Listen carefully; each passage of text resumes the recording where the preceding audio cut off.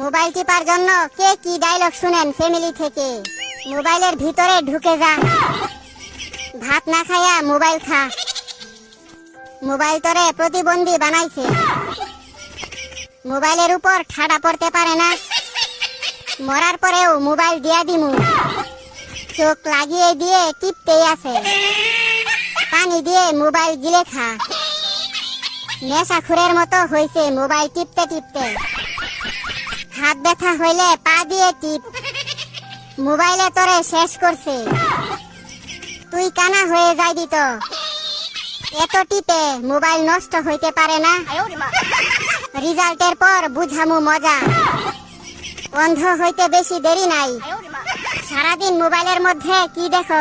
আমি বলুম না, আমার শরম করে।